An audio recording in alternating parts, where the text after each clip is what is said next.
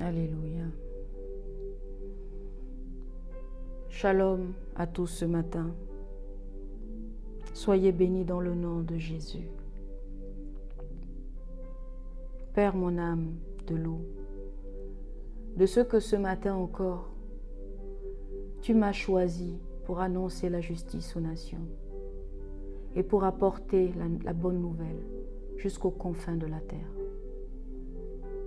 Père, nous savons que pour avoir ta volonté, nous devons avoir un cœur obéissant. Obéir à tes commandements, c'est observer ta loi et la mettre en pratique. David dira, ta loi est ta volonté. Saint-Esprit,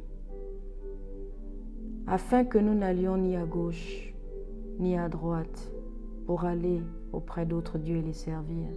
Non, Père. Prends le plein contrôle de notre vie ce matin au travers l'Esprit Saint, l'Esprit de vérité, afin que ta volonté soit faite sur la terre comme au ciel au nom de Jésus-Christ de Nazareth. Alléluia, gloire à Dieu. Amen. Peuple de Dieu, le thème ce matin, la volonté de Dieu. Nous allons ouvrir la parole de Dieu dans Ésaïe 53, 10. Il a plu à l'Éternel de le briser par la souffrance, après avoir livré sa vie en sacrifice pour le péché. Il verra une postérité et prolongera ses jours, et l'œuvre de l'Éternel prospérera entre ses mains. Que Dieu bénisse sa parole puissante. Alléluia. La parole de Dieu fait référence dans la Bible de 3 manières. La loi de Dieu est synonyme employé pour la volonté de Dieu. David le dit dans le psaume 49. Il fait un parallèle entre ta loi et ta volonté. Paul considère que connaître la loi de Dieu, c'est connaître sa volonté. Romains 2, 17 à 18. Oui, la loi de Dieu nous instruit sur les voies à suivre. Elle peut donc être appelée volonté de Dieu. Amen. Bien-aimé, le mot loi veut essentiellement dire instruction, et cela comprend toute la parole de Dieu. La volonté de Dieu est également utilisée pour désigner tout ce que Dieu désire. Oui, la volonté parfaite de Dieu. Alléluia. La révélation de Dieu à l'égard de l'humanité. Dieu veut que tous les hommes soient sauvés, et Jésus veut qu'aucun de ceux que le Père lui a donnés ne puisse déchoir de la grâce. Merci Jésus pour ton amour incommensurable. Jean 6, 39.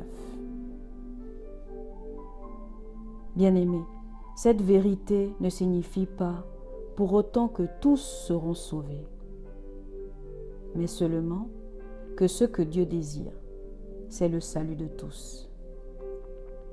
Église, la volonté de Dieu peut être synonyme de ce qui arrive avec sa permission, même si ce n'était pas ce qu'il désirait au départ. On appelle cela la volonté permissive de Dieu. En effet, la majorité des événements qui surviennent dans ce monde sont contraires à la volonté parfaite de Dieu. Oui, le péché, la convoitise, la violence, la haine et la dureté des cœurs. Cependant, Dieu laisse le mal poursuivre son œuvre en ce monde. Oui, on peut également prendre pour exemple la décision que prennent la majorité des hommes de ne pas considérer l'œuvre accomplie par Christ et qui a pour conséquence leur perdition.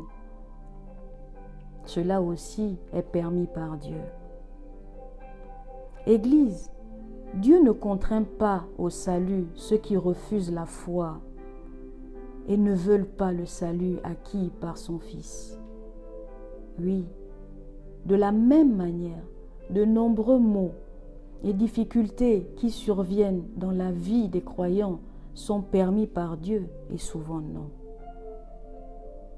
1 Pierre 3, 17 nous dit « Car il vaut mieux souffrir si telle est la volonté de Dieu en faisant le bien qu'en faisant le mal. » La parole nous enseigne ainsi que ceux qui souffrent selon la volonté de Dieu remettent leur âme au fidèle Créateur en faisant ce qui est bien. 1 Pierre 4, 19. Que Dieu bénisse sa parole. Amen.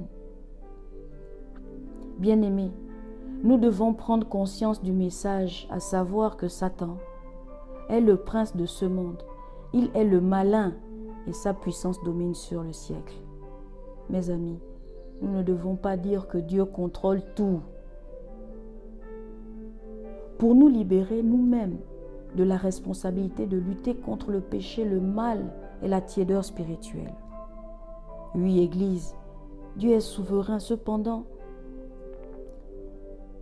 sur un certain angle, Dieu contrôle le monde en pis et par conséquent, rien ne se passe sans qu'il ait permis au préalable.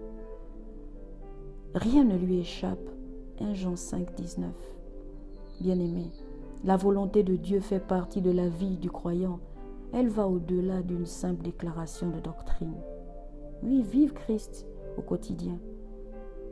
Oui, la volonté de Dieu, c'est aussi l'Écriture qui inclut sa loi. Parce que nous vivons à une époque mauvaise, nous devons savoir quelle est la volonté de Dieu. Éphésiens 5, 16 nous dit « Rachetez le temps, car les jours sont mauvais. »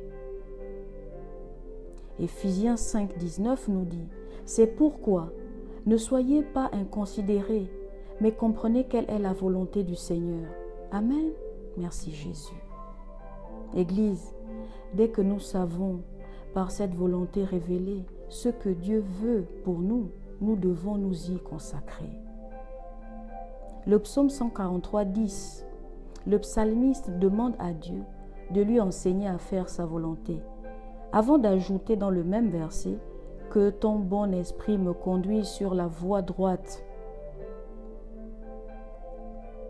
Oui, bien-aimé, il demande à Dieu de lui donner la faculté de vivre dans la droiture. Paul a prié pour que les chrétiens vivent la sainteté en évitant l'immoralité sexuelle, qu'ils soient remplis de la connaissance de la volonté de Dieu, de sorte qu'ils puissent marcher d'une manière digne du Seigneur et lui être entièrement agréable. Colossiens 1, 9, 10. Peuple de Dieu, nous sommes appelés à prier, afin que la volonté de Dieu s'accomplisse. Matthieu 6, 10, Luc 11, 2, Romains 15, 30 à 32. Nous devons sincèrement désirer la volonté parfaite de Dieu et prier qu'elle s'accomplisse dans notre vie et dans notre famille. Alléluia. Matthieu 6, 10. Si c'est vraiment notre prière et notre engagement, nous pouvons être assurés que notre présent et notre avenir sont sous la protection de notre Père Céleste. Actes 18, 21, 1 Corinthiens 4, 19, 1 Corinthiens 16, 7. Vous savez, s'il subsiste toutefois dans notre vie des traces de péché volontaire ou de la rébellion contre la parole de Dieu, nous devons prendre conscience du fait que Dieu n'exaucera pas nos prières. Oui, bien-aimés, nous ne pouvons pas nous attendre à ce que la volonté de Dieu se fasse sur la terre comme au ciel si nous ne sommes pas prêts à ce qu'elle s'accomplisse dans notre vie. Oui, nous ne pouvons pas prétendre utiliser la volonté de Dieu pour justifier notre passivité ou notre irresponsabilité lorsque nous choisissons de ne pas répondre à l'appel de Dieu, à combattre le péché, le mal, la tiédeur spirituelle. Non, bien-aimé, non. C'est Satan et non pas Dieu qui porte la responsabilité de cet âge mauvais. Avec sa cruauté, son mal et son injustice, oui, Satan est à l'origine du chagrin et de la souffrance de ce monde. Tout comme Jésus est venu détruire les œuvres du diable. 1 Jean 3, 8. Dieu a explicitement fait connaître sa volonté. Amen. Bien-aimés, n'attristez pas le Saint-Esprit. le Saint-Esprit qui vit dans le croyant est une promesse capable d'éprouver une intense douleur ou peine, comme Jésus lui-même l'a éprouvé lorsqu'il a pleuré sur Jérusalem ou lorsqu'il a été attristé en d'autres occasions. Oui, le croyant attriste ou fait souffrir le Saint-Esprit. Lorsqu'il ignore sa présence, sa volonté ou sa direction. Celui qui attriste le Saint-Esprit finira par lui résister. Acte 7, 51. Celui qui attriste le Saint-Esprit finira par l'éteindre. 1 Timothée 5, 19. Église. Ce dernier agissement peut être identifié au blasphème contre l'Esprit, pour lequel il n'y a pas de pardon. Oui, Seigneur, donne-nous des cœurs de chair et non des cœurs de pierre.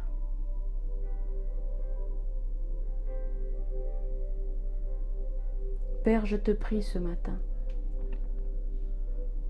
de nous remplir de ton esprit. Tu as dit dans Hébreux 13 au verset 5-6, « Je ne vous délaisserai point, je ne vous abandonnerai point. » C'est donc avec assurance que nous pouvons dire que peut nous faire un homme.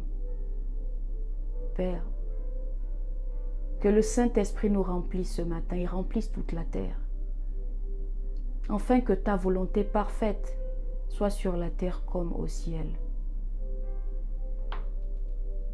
Au nom puissant de Jésus-Christ de Nazareth. Merci Seigneur. Que tous ceux qui reçoivent ce message soient remplis du Saint-Esprit.